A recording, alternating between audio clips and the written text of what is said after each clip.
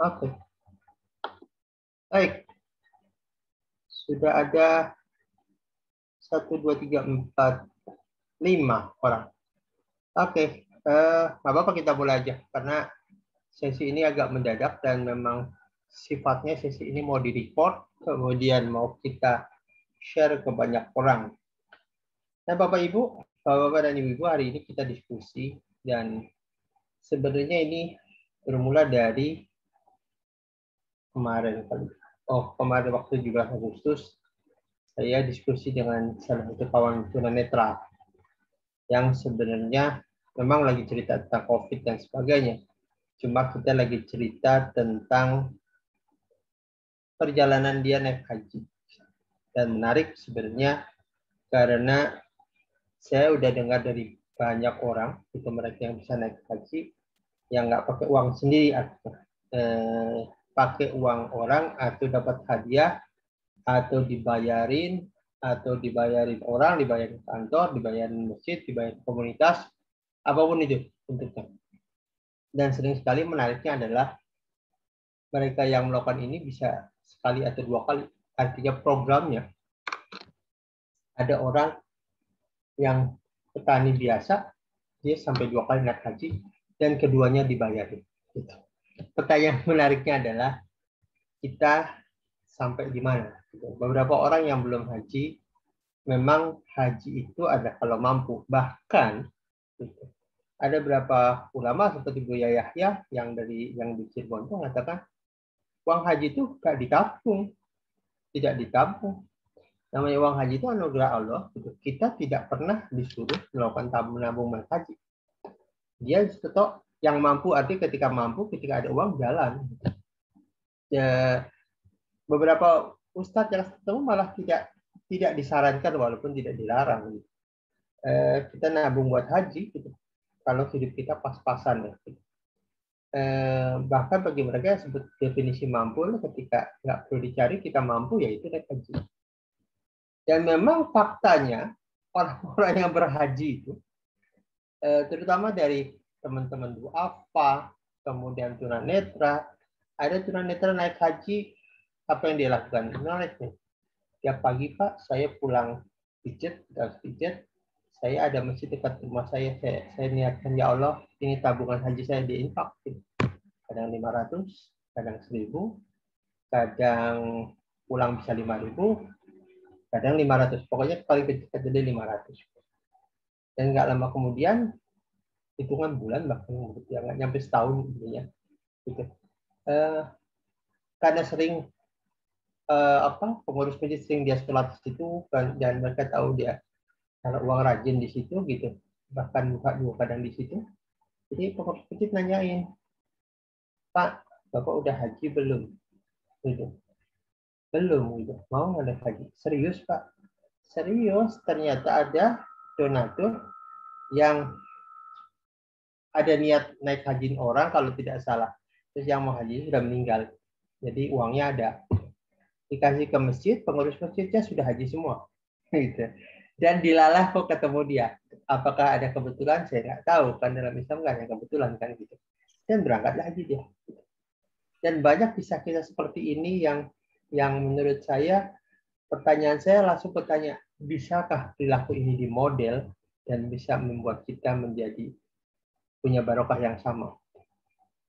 Ini buat saya perhatian karena gini, kalau kita minta Allah ngasih, itu kan janji Allah ya, dan itu nggak pernah meleset gitu.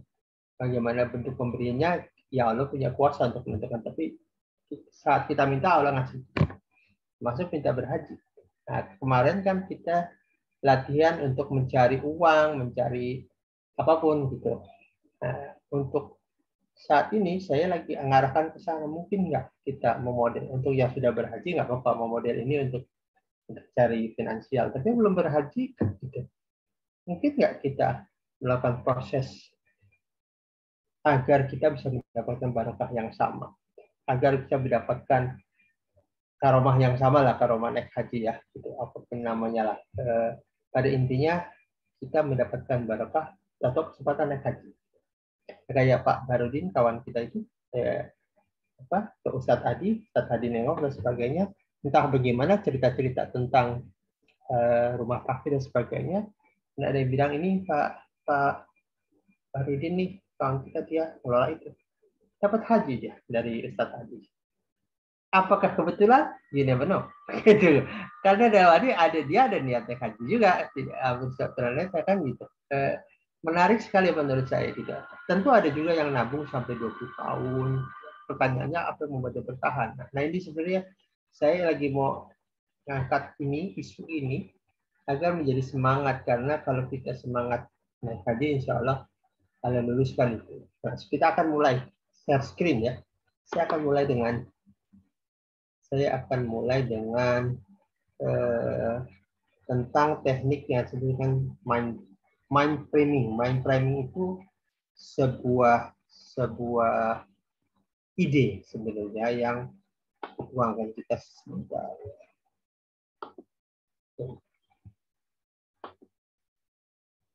Saya kemarin juga lihat itu video-video orang-orang yang pejuang haji. Kisahnya bermacam-macam. Dan saya menarik, mengapa orang bisa, bahkan ada yang sampai 2 kali loh naik haji. Saya pikir penghasilan dia nggak gede-gede amat gitu. Bahkan mungkin sehari juga nggak bisa banget. Ada yang bisa nyisihin sehari bisa 5.000, ada yang 3.000 sehari. Pertanyaan saya adalah, sekarang haji berapa? Antara 40 juta sampai yang enak kan sampai 150-an ya. Ini jadi menarik juga sebenarnya. Why gitu? Karena salah satu kisah yang menarik ada kisah tukang pijat, tapi bukan tukang pijat jalanan, yang dia bilang dia teriak-teriak ke kampung, pijat urut bayar sukarela. Dari situ dia bisa menghidupi keluarga, dia juga bisa menghidupi dan naik haji. Anaknya pun dilakukan hal yang sama. Bahkan anaknya sudah mau berangkat, sudah daftar, cuma kemarin kena COVID kan, gitu, nggak jadi berangkat. Tapi insya Allah nanti 2022 mungkin dia berangkat. Nah ini bukan orang kaya, saya ini orang yang, tapi dia nggak mengharapkan barokah, dia tetap nabung, walaupun dia tahu tabungan itu kan akan cukup sekian lama ya, gitu. Tapi yang dia bilang aja, nanti Allah yang cukupkan. Nah, ini kemudian membawa saya pada teori namanya mind framing. Mind framing itu adalah sebuah teori, dan kalau kita lihat begini Bapak Ibu. Ada orang ingin punya mobil, anggaplah apa, Xenia terbaru ya. Dan menariknya sebelum dia pikir ingin punya mobil Xenia gitu, dia jarang sekali lihat mobil Xenia di jalan. Tapi ketika dia berpikir saya ingin mobil Xenia, dipikir, ngimpi, semalam dan sebagainya, tahu-tahu di jalan dia banyak banget mobil-mobil yang mirip Xenia. Wah gitu, kok seakan-akan kemarin biasa aja, kok sekarang kayaknya kelihatan jadi banyak banget gitu. Why? Karena di dalam pikirannya adalah mobil itu, jadi semua mobil seperti berbentuk Xenia. Dan itu yang jadi, ini contoh ya itu. Nah, mind framing itu seperti ini misalnya. Ketika orang berpikir suka banget makan pisang, gitu, maka ketika dia lihat warna kuning, yang terasosiasi awal adalah pisang. Why? Mind framing adalah, framing itu tadi saya lihat kamus terjemahan Google, walaupun sering nggak pas gitu, tapi artinya mengecat dasar. Tapi sebenarnya itu artinya ketika pikiran kita dipenuhi oleh ide, maka kita akan terbangun koneksi di tempat yang kita lihat. Jadi kita di dalam Islam ya, Islam kan kita disuruh apapun melihat Allah. Mana kamu hadapkan wajahmu, ada Allah di situ. Dan itu sebenarnya kita. Kenapa? Karena kita disuruh mind framing bahwa Allah ada di dalam kehidupan kita. Orang soleh itu adalah melihat apapun selalu terhubung dengan Allah, sampai hal-hal sekecil apapun. Itu sudah tentang mind framing. Jadi mind framing itu bahasa kasarnya memenuhi pikiran kita dengan impian kita. Dengan cara itu kita melihat semua yang ada di dalam kehidupan kita, ngeling dengan apa yang kita impikan. Nah, dari situ kemudian bisa timbul ide, dari situ kemudian kita bisa timbul cara jalan dan sebagainya, karena di otak kita ada istilah RAS 1, yaitu menganalisa dream kita, Ini pantas dicapai atau tidak. Yang kedua ada bagian emosi. Kemarin kita sudah jelaskan bagian mamalia. Dan yang ketiga ada bagian korteks. Bagian yang memberi jalan, memberikan solusi, memberikan ide agar kita aksara itu tercapai. Sayangnya ide ini kalau tidak dijalankan, banyak tidak dijalankan, maka dia akan diskusi dengan bagian limbik, bagian emosi gitu. Serius nggak sih mau capai tujuan gitu. Kalau nggak serius, limbik akan lapor ke bagian RAS, udah tutup aja gerbangnya lah, itu keluarin dari ide kita. Nggak serius orangnya gitu, mungkin nggak serius, memang nggak pantas dicapai bahasa keren ini. Dan ini menarik Bapak Ibu. Kenapa ada orang pengen haji tapi pengen doang? Ada orang pengen haji dan terlaksana. Doanya sama. Yang membedakan adalah yang satu ingin naik haji, berhenti di situ. Yang kedua ingin naik haji, kemudian dia mulai menabung, mencari ide, mencari informasi, hal-hal yang terhubung dengan naik haji, walaupun uang belum ada. Tapi kemudian dikatakan, insya Allah saya berangkat. Dan bagaimana caranya? Allah penuhi semuanya. Nah, kita mau bahas dari sisi mana? Saya akan bahas dari sains. Kalau dari sisi spiritual, harusnya kita yakin bahwa apapun yang kita minta, kita bisa, Allah bisa penuhi.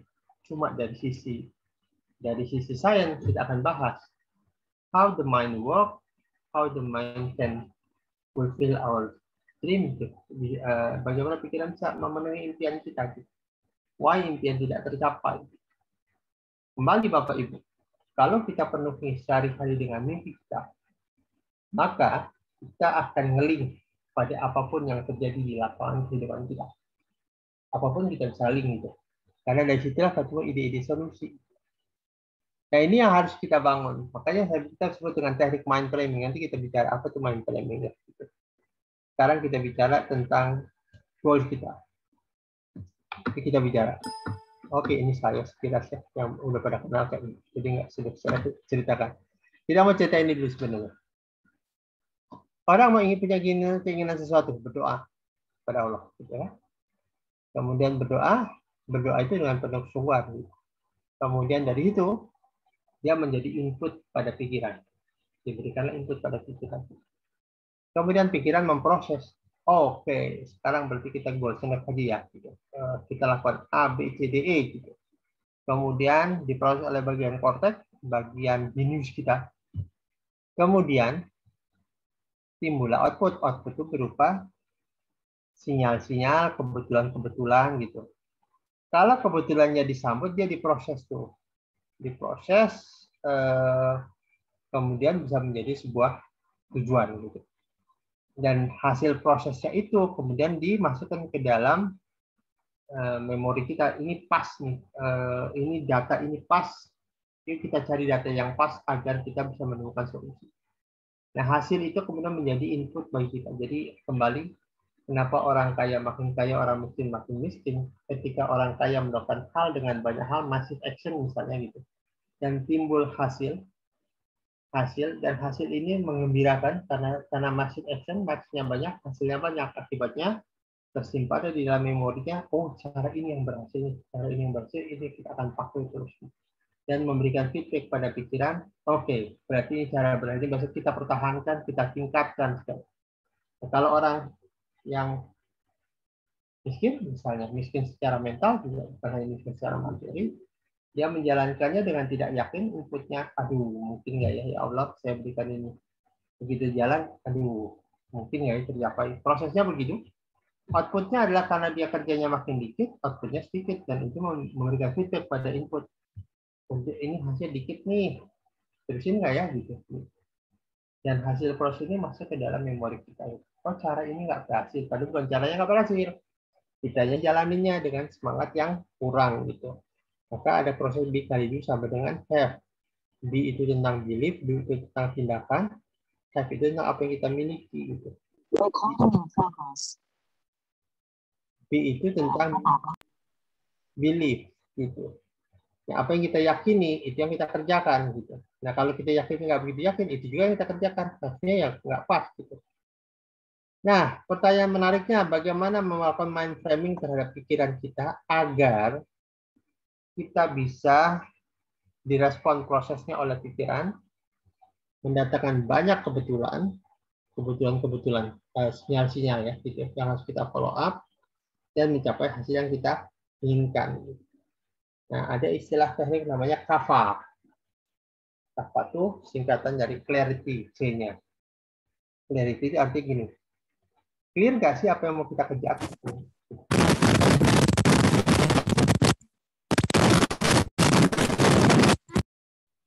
Oke, C itu clarity. Jadi clear nggak apa yang mau kita kejar?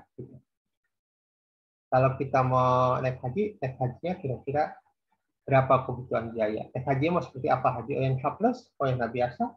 Kira-kira apa yang terjadi kalau kita capai? Clear.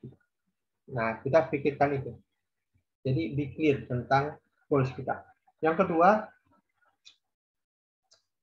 buat namanya afirmasi. Afirmasi itu adalah menggunakan kalimat pendek tapi sering diucapkan. Anggap ucapan ini 5 kali pagi, 5 kali sore. Gitu. Kalau kemarin kita latihan metode 55, kita taruh di timeline. Kalau ini hanya dengan menggunakan afirmasi. Afirmasinya pendek ya. Harus sifatnya adalah, kalau orang Barat mengajarkan, saya terima kasih, saya bahagia telah mendapatkan itu seperti membohongi diri. Misalnya. Saya terima kasih telah mendapatkan uang haji. Tapi kalau kita, Islam, alhamdulillah ya Allah, saya telah merasakan nikmatnya berhaji. Jadi saya telah merasakan, karena kita membayangkan ya Allah, saya telah merasakan nikmatnya berhaji. Jadi fungsinya gini, karena kalau kita membayangkan bahwa kita berhaji, itu sudah bisa merasakan, tapi belum mendapatkan. Gitu. Jadi ya Allah, saya telah merasakan nikmatnya berhaji. Ngomongnya hanya gitu aja tuh, ya Allah. Jadi 5 pagi, 5 sore. Apa targetnya? Targetnya memenuhi pikiran kita, memframing pikiran kita agar memenuhi dengan ide tersebut. Buat 5 pagi, 5 sore. Lebih boleh. Ya. Kemudian, setelah afirmasi, V-nya adalah visual. Nah, di sini yang paling penting sebenarnya. Setelah afirmasi, duduk, bayangkan kita telah naik haji. Bayangin perjalanannya, bayangin di sana, kemudian bayangin juga apa dampaknya bagi kehidupan kita. Secara spiritual, apakah ibadah kita makin bagus, makin tidak? Secara identitas, kita itu siapa? Kalau karena sekali orang mengatakan, saya mah apalah, gitu, saya mah gini. Tugas kita sekarang bukan tentang saya apa-apalah. Tugas kita adalah membesarkan kita. Kita jadi siapa? Kalau ini tercapai, kita kan sudah pembuktian. Kita jadi orang siapa? Apa yang kita yakini tentang itu? Ini tentang keyakinan. Apa yang sudah kita yakinkan dengan perbuatan kita? Apakah kita yakin bahwa kita bisa mencapai impian? Capability bicara keterampilan. Keterampilan apa yang tumbuh setelah kita capai uang? Berikutnya kompetensi apa yang belum kita bahkan apa kompetensi apa yang kita tidak dapatkan. Terakhir, apakah lingkungan tidak berubah ketika kita dapat tujuan? Harus itu juga gitu. Apakah terjadi perubahan pada lingkungan atau kita mau lingkungan yang sama? Karena kebanyakan ketika orang sudah levelnya naik, lingkungannya juga dia memilih lingkungan untuk menjaga mentalnya, karena sering sekali yang merusak hidup kita, kehidupan kita adalah mentalnya. Nah, dengan skema ini saya ingin katakan bahwa is it possible orang melatih pikirannya agar dia bisa naik haji? Jawabannya iya, karena saya membuktikan bahwa ketika kita selaras antara tujuan dengan keinginan, maka kita akan menjaga tujuan itu berada di kita dan memastikan seluruh sumber daya yang kita miliki terakomodasi untuk mencapai tujuan yang kita inginkan. Itu yang dilakukan. Jadi kalau orang misalnya niat berhaji, maka dia akan melihat sesuatu itu sebagai peluang berhaji, apapun yang ada di lapangan. Lihat masjid, masjid apa ya, gimana caranya supaya harus juga ya. Infak. Lihat perjalanan, lihat ada peluang, siapa tahu jangan ini peluang untuk bisa naik haji. Gitu. Yuk kita kerjain. Apapun itu dia melihat dari sisi bahwa ini adalah peluang dari peluang untuk naik haji. Allah selalu memberikan insting, memberikan sinyal-sinyal, apapun sinyal yang datang, terima itu dan kerjakan itu. Karena dengan cara itulah pikiran kita menjaga tujuan itu, memastikan bahwa bagian emosi kita bekerja, dan bagian jenius kita yang ada di kotak memberi jalan. Dan yang terjadi sering juga di lapangan, kalau memberikan sinyal-sinyal, memberikan ruang-ruang, tapi tidak dimanfaatkan. Gitu. Maka dengan kondisi ini kita mulai bertanya ulang, doa kita itu serius apa enggak sebenarnya? Gitu. Ini menarik sebenarnya ya, gitu. Harusnya ini menjadi pegangan kita. Oke, saya mau cerita sedikit tentang go for gold. Ada kisah Rasul yang sering, saya suka kisah ini sih. Kisah tentang gelang Kisra. Ini sebenarnya Rasul itu mengajarkan teknik visualisasi yang luar biasa. Sudah diajarkan oleh Rasul. Kisahnya adalah kisah Suraka. Suraka ngajar Rasul ketika hijrah kan, udah dekat jatuh karena kudanya masuk ke dalam, waktu itu gunung pasir ya, masuk ke dalam tanah dan nggak bisa gerak. Kemudian Suraka tahu itu adalah doa Rasul gitu kan. Kemudian dari jauh Rasul berkata, ya Muhammad, bebaskan aku akan pergi dari sini begitu aku bebas. Rasul berdoa pada Allah, kemudian kudanya terlepas dan ngejar lagi Rasul sampai jatuh 3 kali. Akhirnya Rasul kasihan juga gitu kan, ngejar nggak dapat. Akhirnya dilepasin, minta lepasin, Suraka kemudian dipanggil ke sini. Apakah kamu lihat dialognya?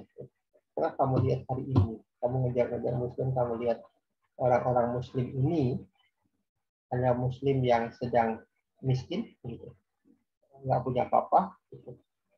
Iya, kata Suraka. Kemudian saksikan Suraka, akan ada masa di mana negeri merah dan negeri putih, Romawi dan Persia ya, gitu, akan berada di bawah pemerintahan Islam. Dan kalau itu terjadi, nah ini bahasa Rasul, kalau itu terjadi, kamu mau apa? Jadi secara tidak langsung orang itu kalau sudah terlibat dalam visualnya, dalam impian, dalam ceritanya, sama seperti anak kalau cerita ayahnya cerita, anaknya diajak dialog, ceritanya makin masuk karena anaknya masuk ke dalam cerita. Suraka masuk dalam cerita Rasul, kemudian akhirnya pilih gelang Kisra. Gelang Kisra adalah gelang kebesaran Romawi ya, Persia ya, yang ada di Persia, dan itu gelang dari putrinya ya, bukan putri, raja yang perempuan ya, pokoknya itulah gelang itu yang diminta. Suraka membayangkan dia tidak pegang gelang gitu. Karena itulah cara Rasul membangun bahasa hipnosis sebenarnya dimulai dari bagaimana orang bisa masuk ke dalam ceritanya Rasul. Kan nggak lucu orang yang sebenarnya, kalau kita lihat orang nih ya, kelihatan duitnya ada, kejar-kejar, rumah nggak punya, semua nggak punya gitu. Itu ujuk-ujuk kita mau nggak punya Jaguar gitu. Kalau mau punya Jaguar, mau yang warna apa? Terus kulitnya gimana? Kulitnya dari apa gitu. Kita kan jadi kalau kita ikut menjawab, berarti sebenarnya kita masuk ke dalam jebakan cerita dia. Karena itulah teknik visualisasi. Gitu. Jadi di dalam pikiran Rasul sedang menginginkan, sedang mind framing gitu, mind framing bahwa ini akan terjadi. Dan Suraka menurut, buktinya dia pergi karena meyakini bahwa itu akan tercapai. Jadi sebenarnya sebelum masuk Islam, Suraka sudah meyakini. Dan ketika ada orang kafir datang, kan dilindungi oleh Suraka. Dari temu nggak kata Suraka, bukankah kamu tahu keahlianku mencari kita? Nggak ada, serunya. Pulang, cari tempat lain. Itu yang dilakukan oleh Suraka, gitu kan. Tapi saya ingin cerita betapa dahsyatnya cerita Rasul sehingga Suraka bisa terbawa oleh mau menimbangkan gelang Kisra. Ini juga cara kita membuat goals, gitu. Keterlibatannya kuat di situ. Harusnya ketika kita membuat goal, seakan-akan goalnya sudah pasti terjadi karena Allah bersama kita. Jadi seringkali kita setelah membuat goal itu penuh keraguan, apalagi sekarang ya gitu. Orang mau taruh goal punya duit berapa, sementara keseharian dia misalnya bayar uang sekolah anak aja nggak bisa gitu. Itu membuat dia ragu bahwa apakah dalam perjalanan nanti dia bisa bisa bangun goalsnya, bisa kejar goalsnya, itu membuat karena dia ragu, pikiran kita, otak kita tidak memproses secara serius. Dan karena tidak terlalu serius, otak-otak nggak ke jalan, nggak memberikan jalan. Itulah jadi tantangan bagi kita. Belum kalau kita bicara dengan hukum law attraction, hukum tarik menarik gitu. Karena saat kita menetapkan tujuan sangat tidak yakin, akibatnya vibrasinya berkurang. Dia tidak menyebarkan frekuensi yang luas gitu. Sehingga tidak banyak orang terinspirasi oleh doa dia dan tidak hadir banyak kebetulan di situ. Nah, Bapak Ibu, itu tadi sekilas Nah, yang mau saya ceritakan hari ini bahwa sebenarnya di balik cerita Surokah dan sebelumnya, potensi kita mencapai tujuan itu besar. Tantangannya adalah apakah kembali kita konsep seperti kapal. Tadi itu getting clarity, building affirmation, supporting by visualization, kemudian yang terakhir itu asking question every day. Bertanya tiap hari pada diri kita, apa yang saya perlu lakukan itu agar tujuan saya tercapai. Dan ini lupa kita buat. Jadi kadang-kadang mungkin kita mimpinya ada, kita membangun visualnya ada, kita membuat afirmasinya ada, tapi asking question-nya nggak ada. Karena asking question nggak ada, bahkan action-nya nggak ada. Dan itu menjadi challenge bagi kita. Kembali tentang kesempatan berhaji. Jadi saya sudah cerita dari awal. Orang-orang mendapatkan hadiah naik haji itu bukan orang terkenal, satu, bukan orang kaya juga, bukan juga orang yang punya potensi membayar haji, enggak. Yang dia punya, yang membedakan adalah dia yakin dia bisa berangkat. Itu poin. Karena dengan keyakinan itu, kembali, kalau kita pakai secara sains, bahwa otak kita akan mempertimbangkan itu dan memberikan jalan gitu.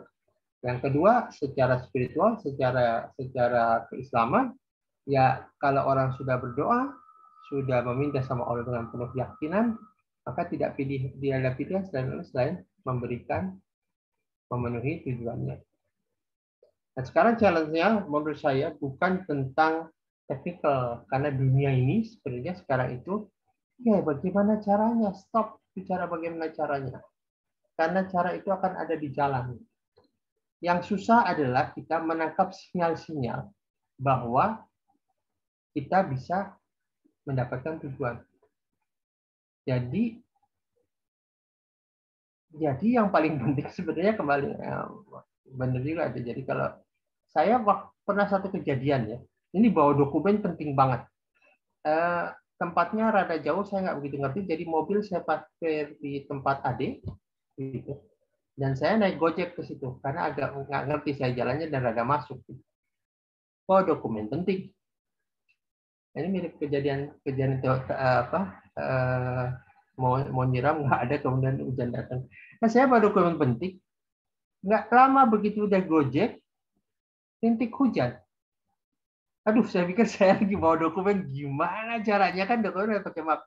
Nggak mau tidak mau, Gojek mampir sebentar, minggir sebentar gitu.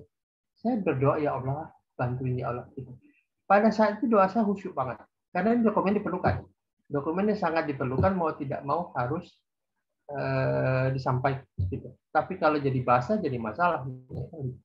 Dan yang menarik, hitungan itu bagi saya hitungan menit. Hitungan menit bahwa dalam 10 menit hujan berhenti. Gitu. Hujan berhenti dan saya bawa dokumen santai dan kita kasihkan ke orang. Saya ingin cerita, sebenarnya permintaan kita sama Allah itu kadang-kadang kecepatannya tidak seperti yang bisa sangat cepat sekali. Pertanyaan saya waktu itu, kok ini doa cepat banget tergabulnya gitu. Mengapa tergabul? Waktu saya belum mikir, oh mungkin karena kondisi terdesak, terus jadi doa saya khusyuk. Jadi karena kondisinya sangat urgent gitu, karena dokumen ini sangat dipentingkan, ditunggu dan hujan, dan saya naik Gojek kemudian berhenti nunggu hujan. karena itu terdesak, mungkin doa saya khusyuk banget. Gitu. Khusyuk artinya tidak ada lain, ya Allah ini dan ini Allah kabulkan. Gitu. Dan saya waktu itu mulai berpikir, jangan-jangan selama ini doa-doa yang tidak terkabul itu berhubungan dengan kekhusyukan kita. Ada halangan-halangan, gitu, barrier-barrier di dalam doa kita yang menghalangi doa itu dan menghalangi khusyukan kita. Kalau nggak khusyuk, kembali RAS nggak tembus, bagian seleksi otak kita tuh yang menseleksi data yang dimasukin, dia tidak tembus. Otak mamalia, otak limbik kita nggak menerima itu dengan emosi yang tepat, boro-boro korteks mau kerja. Atau korteks nggak usah dipikirin, ini nggak serius-serius banget, udah biarin aja gitu kan. Gitu. Dan itu siklusnya begitu, Bapak Ibu. Itu yang saya pikir bahwa ternyata dari science behind di balik ini semua. Gitu. Saya ngelihat tunanetra yang tiap hari menabungnya sama Allah ya, bukan menabung di bank. Gitu. Dia menabung sama Allah, dia taruh duit tiap pulang dari pijet ya, 500 perak, kadang 1000, kadang apa, dengan penuh kekhusyuan.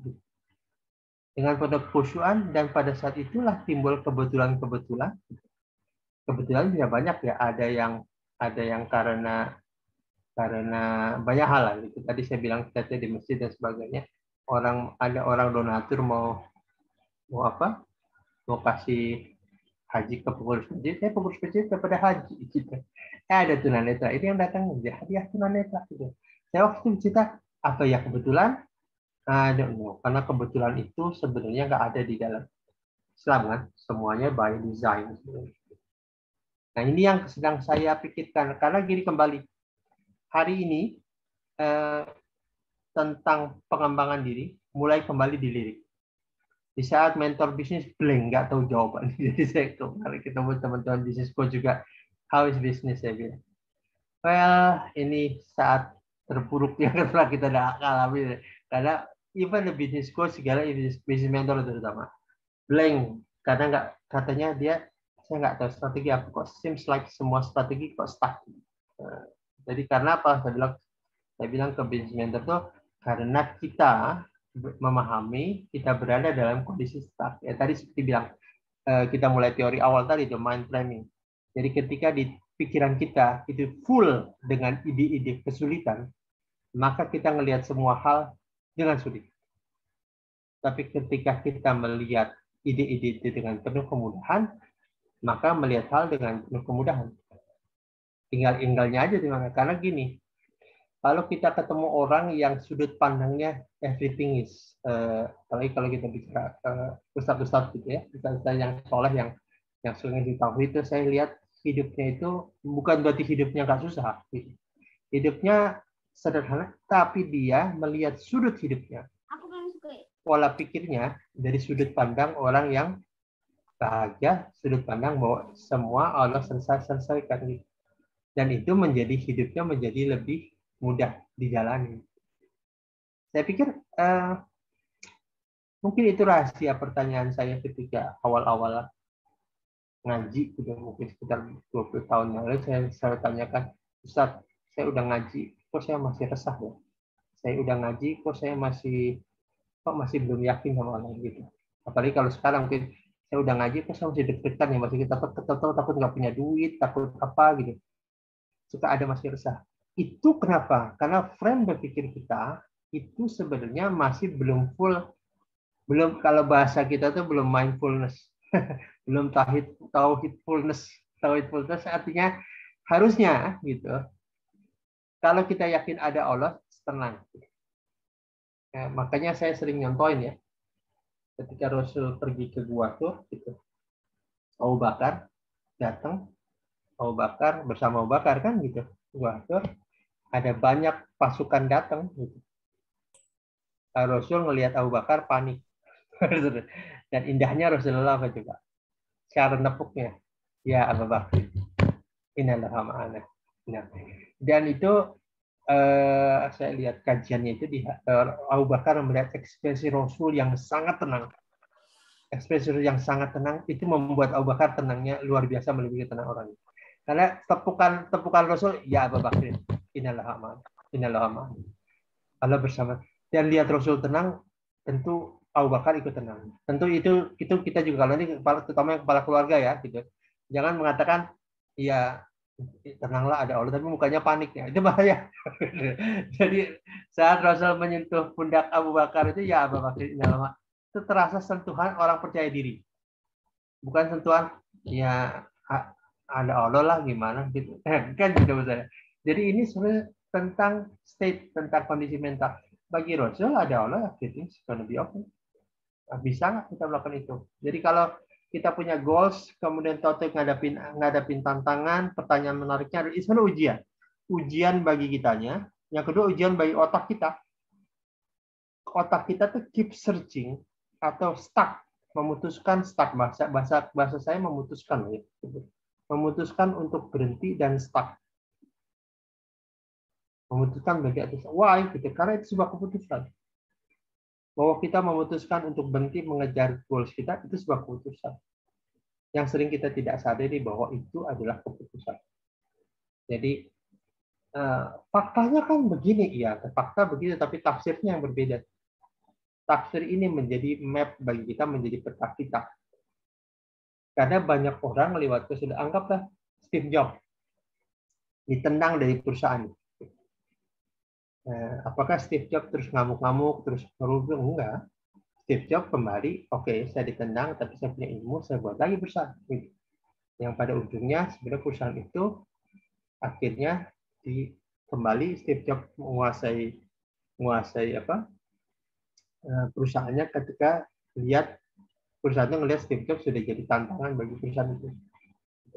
Maksud saya cerita, kalau orang sudah menetapkan goals, sudah di framing otaknya, pikirannya dengan itu, maka dia selalu melihat peluangnya di mana-mana. Oke, itu kurang lebih gitu. Paparan sekilas ya, yang saya mau paparkan. Saya mau cerita sedikit tentang apa yang sedang kita lakukan hari ini. Nah, Bapak Ibu, kami di Sokah saat ini sedang membuat program namanya Giving Spirit. Kembali saya mau kita kemarin goals kita belum jelas. Kita mau uang dan sebagainya. Nah, saya ingin coba bukannya eksperimen sebenarnya. Kita akan gunakan berbagai macam teknik thinking skill untuk para Muslim di seluruh Indonesia terutama, karena bagi kita sekarang yang penting itu thinking skill. Jadi kita akan belajar berbagai macam ilmu berpikir, timeline mau apapun gitu, cuma diarahkan ke satu hal, yaitu diarahkan ke mengejar barokah naik haji. Dan kita tadi ceritakan kita akan gunakan memenuhi pikiran kita dengan berbagai macam teknik berpikir agar kita punya ruang untuk berhaji. Untuk mereka yang berhaji bisa diganti tujuannya untuk apa ya. Tapi goals kita di awal adalah ingin mengejar agar rekan-rekan semua Muslim yang bisa bergabung di komunitas dermawan berdaya ini menggunakan berbagai macam teknik berpikir yang nanti kita akan pelajari secara viral. Dan kita terapkan ilmu berpikir untuk mengejar mendapatkan karomanet tadi.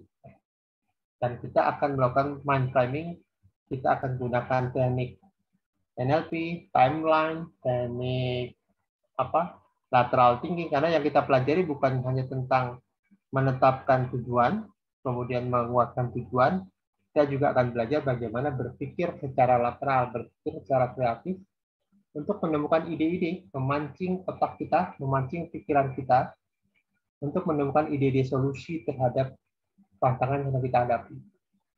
Jadi nanti kita buat di grup ini, kita buat anggaplah naik haji, kita butuh duit berapa? 200 juta, gitu misalnya gitu. Kita buat namanya chunking. Chunking itu sebuah model tabel gitu. Ngejar impian haji, kemudian nanti kita buka, kemudian kita fight, lakukan apa yang terbaik untuk memastikan tujuan ini tercapai gitu. Sambil kita menemukan solusi terhadap tantangan apapun yang kita miliki.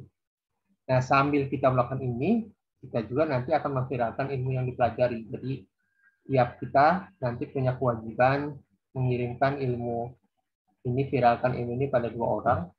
Jadi 2 orang akan yang hal sama sampai 2, 4, 8 sampai 5 juta orang gitu. Skemanya kita nanti diskusikan di grup dermawan gitu. Target kami dari sini bukan hanya tentang hajinya Bapak Ibu. Karena kalau hajinya bisa dicapai, sebenarnya kita menjadi orang yang baru. Orang yang berbeda dari yang kita kita lakukan sebelumnya. Karena ini breakthrough bagi kami. Breakthrough itu artinya ketika kita sudah tetapkan tujuan dan bisa dicapai, kalau ini bisa dicapai, maka yang lain pun insya Allah bisa dicapai. Jadi bagi kita bukan not just haji sebenarnya. Di balik haji ada goals lain, yaitu perubahan perilaku. Karena sering saya bilang, untuk bisa mendapatkan hadiah haji ya dari Allah dan bantuan lingkungan gitu, kita harus menjaga perilaku positif, perilaku berpikir berdaya, perilaku membangun komunitas dengan bagus, dan ini yang mau kita kerjain. Dan nanti kalau kita udah sampai 5 juta orang, kita nanti kan terkoreksi. Dari situ 5 juta orang baru mau bawa kemanapun boleh. Mau kita membuat usaha bareng, membuat koperasi, whatever lah. Itu bisa dilakuin. Karena dengan 5 juta orang artinya sebenarnya kita punya kekuatan. Karena kalau 5 juta orang infak masing-masing 20.000 aja sudah nilai yang besar di situ. Dan kita bisa buat pabrik dan sebagainya. Hanya yang mau kita inginkan adalah kita terkumpul orang yang berdaya, yang pola pikirnya sudah bagus, orang yang sudah punya pencerahan, orang yang sudah mampu berhaji, kalau perlu orang yang sudah mampu menebus breakthrough rekornya dia, breakthrough poinnya dia gitu. Karena kembali saya bilang naik hajinya itu satu hal, tapi mendapatkan goals naik haji itu adalah perubahan, itu adalah breakthrough. Karena orang biasanya nggak yakin, nggak begitu sampai pada titiknya dia bisa melakukan itu, terjadinya perubahan yang signifikan bagi diri. Dan ini yang mau kita kejar. Jadi not just itu, walaupun nanti di situ ada uang infaknya kan, uang infaknya kita sedang bangun ini Bapak Ibu. Kembali saya tegaskan lagi, kita membangun ini. Jadi kita sedang bangun bangunan 3 lantai gitu. Dan harapannya lantai 1 gudang makanan dapur, lantai 2 inkubasi bisnis 2 apartemen itu, dan lantai 3 koperasi umat, dan termasuk musola ada di sana. Yang mau kita kejar itu, Bapak Ibu. Yang mau kita kejar bangun ini, tapi uangnya dari infak peserta, kita bareng-bareng ini, dan kita sudah koordinasi dengan badan wakaf, walaupun belum clear nanti bangunannya bisa diwakafkan menjadi milik umat. Hasil kerja kita, dan harapannya ini menjadi benar-benar rumah umat, rumah pemberdayaan, dan orang bisa berada di sana. Yang mau kita kejar itu. Jadi nanti materinya akan diberikan bertahap, jadi nggak sekarang itu. Biasanya materi itu cuma 20 menit, 30 menit, cuma banyak materi yang dilatih lagi. Materinya bukan hanya ini, tapi materi satu dilatih, kemudian viralkan. Dalam seminggu kita akan berikan 2 materi. 2 materi, karena kalau kebanyakan nanti malah pusing. Tapi tujuannya dilatih, karena target kita kembali bukan hanya naik haji. Target kita perubahan perilaku, perubahan pola pikir. Kembali kalau kita mencapai satu titik goals, maka kita akan bisa mencapai goals lain. Itu yang mau kita ajak Bapak Ibu semua. Makanya kemarin kan kita rubah tuh di Fakultas Jerman. Kita rubah yuk sekarang. Konsepnya bukan lagi tentang ngumpulin uang, tapi konsepnya sekarang ngumpulin dana buat berhaji. Atau kita sebut kita mau berhaji, karena bisa jadi dananya bukan dari kita. Dananya bisa dari lingkungan atau siapapun. Kayak kemarin tunanetra yang berhaji itu, dia tahu uang hajinya ada, tapi waktu ninggalin keluarga nggak ada. Gitu. Makanya waktu itu yang dia lakukan berdoa dan dapat uang lebih dari itu. Kembali ini tentang pertolongan Allah ada di itu. Gitu. Karena dia mungkin dapat uang naik haji tahu saat dia pergi, karena dia kepala keluarga kan, kalau ninggalin uang di rumah gitu. Kalau nggak yang di rumah makan pakai apa kan gitu. Dan alhamdulillah gitu. Dari situ kemudian banyak bantu. Jadi dapat uangnya itu lebih dari kebutuhan dia gitu. Dan ini harusnya jadi juga. pertimbangan kita gitu. Makanya nanti kalau kita kembali tentang clear goals, kalau saya berhaji saya mau cari uang berapa, ya ada ditinggalin misalnya kalau kita kepala keluarga ya. Kalau ada yang buat tinggalin di rumah, kasihan di rumah nanti kan. Dan ini yang kita mau kerjain. Jadi yuk kita buat perubahan. Kembali isunya bukan tentang naik haji. Naik hajinya penting ya. Tapi isunya adalah perubahan perilaku dalam rangka mencapai goals. Jadi ketika mencapai goals kan kembali kita terbiasa ikhlas, kembali melatih diri kita berpikir. Karena ingat banget saya dulu punya perusahaan. Seluruh karyawannya dilatih dulu ada kata-kata haram yang sering saya lakuin.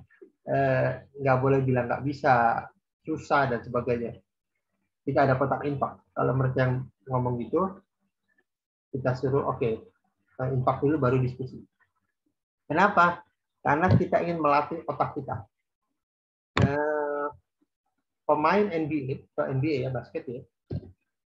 Waktu itu si coachnya ngelihat saya mau lawan pemain hebat. Coachnya ngelihat, wow ini lagi down. Kemudian dikasih karet masing-masing. Karet gelang. Kemudian apa yang dilakukan oleh karet gelang itu, coachnya bilang, kalau kalian dengar salah satu dari kita nih, termasuk saya, mengatakan susah dan nggak mungkin, nah kita kayaknya kalah dan sebagainya, masing-masing orang boleh jepretin ke karetnya ke tangan masing-masing, jepret. Targetnya apa? Coba edukasi pikiran. Karena dengan edukasi pikiran itu kita tidak membiarkan pikiran negatif liar di kepala kita, akibatnya stuck terhadap ide. So itu materi kita hari ini, Bapak Ibu. Tadi saya cerita mind framing. Jadi mind framing adalah teknik untuk memenuhi pikiran kita dengan goals kita. Dari situ kita melihat perjalanan menjadi terkoneksi satu sama lain dengan goals kita. Dan saya ngajak Bapak Ibu, yuk framingkan pikiran haji di pikiran kita agar dalam perjalanan hidup kita ke depan, gitu, kita terpelihara antara anggota kita. Yang kedua, kita terkoneksi dengan dunia luar. Apapun yang kita lihat hari itu, oh ini apa ya hubungannya dengan haji. Saya ingat banget waktu kalau kita dulu sudah ada tafakur alam. Dari mulai kita berangkat, gitu, ustadznya bagus tuh. Selalu punya apapun yang kamu lihat, yang kita lihat, coba linkkan dengan Allah. Ketika lihat tanaman, bagaimana Allah ciptakan tanaman. Tanaman ini tentang apa? Bagaimana Allah ciptakan tanaman buat kebutuhan kita. Everything is connected. Dan ini harusnya kita bangun di dalam kita. Jadi kita terjaga dengan apa yang kita lakukan. Apalagi kemarin di metode 55 yang sudah lihat ya, kita diminta untuk baca tafsir 5 pagi, baca tafsir siang, baca tafsir malam. Gitu. Buat apa? Targetnya adalah memastikan bahwa kita terkoneksi satu sama lain. Dan kita akan memenuhi pikiran kita dengan haji. Agar jangan-jangan di kegiatan ini ada insting kebaikan kita ikuti, insya Allah mempermudah haji kita. Oke, clear. Ada pertanyaan so far tentang apa yang saya presentasikan? Gitu. Clear ya, hari ini kita bicara mind framing. Yang kedua, kita bicara tentang ide haji. Jadi sebenarnya Bapak Ibu mengejar target naik haji sama aja dengan mengejar target bisnis. Bedanya, ketika naik haji, sesuai dengan perjalanan rekan-rekan yang pernah berhaji tanpa uang keluar adalah dukungannya banyak, terutama dukungan Allah di situ. Saya ngelihat orang yang berhaji itu karena hadiah dan apa, dia lebih yakin akan apa yang ada, karena dia tahu hadiah itu nggak ujung-ujung datang, hadiah itu mulai proses berjuang. Oke, clear ya. Jadi saya ajak teman-teman nih, Bapak Ibu yang mau gabung, yuk gabung di sini bersama kita. Tinggal WA ke sini yang mau gabung, yang mau infak silakan infak, gabung, karena dari sini kita akan ajak orang terlibat gitu. Karena 2, 4, 8, 16 itu kalau diviralkan sampai 20 atau 23 kali akan nyampe nilai 5 juta orang. Dan ini langkah sederhana. Terserah mau infaknya berapapun, itu penting untuk pembuatan ini. Tapi yang paling penting adalah yang mau kita kejar bukan hanya kita mendapatkan donatur, tapi kita mendapatkan 5 juta orang yang tercerahkan. Tercerahkan itu artinya 5 juta orang yang menjaga perilaku dan terbiasa berpikir kreatif, terbiasa berpikir inovatif, terbiasa berpikir mandiri dan berdaya. Karena itu yang kita butuhkan, Bapak Ibu. Hari ini sebenarnya kita itu berhadapan pada kondisi yang menurut saya kronis dalam berpikir. Kita berhadapan dengan banyak orang yang pesimis, down, dan sebagainya. Harus ada sekelompok orang yang membuat perubahan. Sekelompok orang yang membuat, dunia masih ada, kita masih ada, kita masih hidup. Ada teman-teman saudara kita yang sudah pergi meninggalkan kita. Tapi sekarang kita tertinggal di sini. Tertinggal di sini artinya kita sudah membuat kemaslahatan. Let's do something. Ayo lihat perbuatan apa. Tapi saya memulainya dengan melatih diri cara berpikir kita. Dan kita bicara tentang mau ngumpulin uang dan sebagainya. Tapi saya harus mulai dengan situ. Why? Karena kita ingin melakukan sesuatu berdasarkan orang-orang yang tercerahkan. Jadi kita ingin ada kumpulan orang-orang nih. Kalau yang kalau berpikir membuat ide dan sebagainya, dasarnya karena kita yakin Allah akan memberi kita, bukan karena hal lain. Kemarin saya melatih teman-teman milenial, saya ajakin buat saham. Ada satu kesalahan saya yang saya lupa gitu, yaitu menanamkan keyakinan Allah. Akibatnya rada melenceng kemarin saya lihat. Jadi saat main saham, dia tidak memelihara, pikirnya tidak dipelihara gitu. Rada melenceng. Kemarin tadi baru 2 hari ini saya tegur mereka gitu, karena lupa startnya. Saya lupa juga startnya. Harusnya startnya dari cara berpikir. Gitu. Karena di dalam luar itu banyak goda-godaan, terutama di finansial, ada forex, ada bitcoin dan sebagainya. Gitu. Nah ini yang lupa saya masukin ke dalam silabus karena waktu itu inginnya yuk kita cari duit. Gitu. Dan sekarang saya mulai mau koreksi itu kan. Bukan cari duit, yuk kita cari barokah, cari uang kayak Abdul bin Auf dong. Kita cari uang bukan ingin kaya. Kita cari uang untuk bisa sedekah lebih banyak. Jadi misi itu yang harus dibangun. Bukan hanya misi tentang oh, kita mau punya duit, oh, kita mau beli amu. Oke, itu mungkin bonus kalaupun ada. Tapi most important, bisa nggak kita bermimpinya adalah kita cari uang agar kita bisa sedekah lebih banyak. Kita cari uang agar kita bisa membantu orang mungkin naik haji. Kita cari uang agar gaji zakat kita banyak dan sebagainya. Harusnya motivasinya itu. Dan dengan motivasi itu kita jaga jalannya agar disukai Allah gitu. Kalau motivasi udah salah, maka cara kita menjadi salah gitu. Kan kalaupun kita main saham syariah gitu ya, di main saham sekilas saham, tapi cara mainnya salah, cara mainnya seperti orang-orang konvensional gitu, seperti judi juga untungnya. Baru kemarin saya kritisi kawan milenial, maklum masih milenial ya, jadi warawiri cara berpikirnya, jadi nggak mempertimbangkan banyak hal. Nah itu kembali, kita harus mulai dengan niat yang baik. Dan saya ingin kita punya 5 juta orang yang punya tercerahkan, berpikir dengan bagus, kreatif, karena orang kreatif itu tidak suka akan keterbatasan Bapak Ibu. Kalau kita dilatih kreatif ya, saya gitu, saya kan 8 hari deh, saya latihan 8 hari. Kalau orang mengatakan nggak mungkin, itu pasti diwuin satu kelas tuh. Gitu. Itu perkataan yang jorok. Gitu. Perkataan orang nggak mungkin, nggak bisa, itu perkataannya nggak. Karena bukan ciri khas orang kreatif. Let's find the way itu. Ayo kita cari jalan. Oh, oke.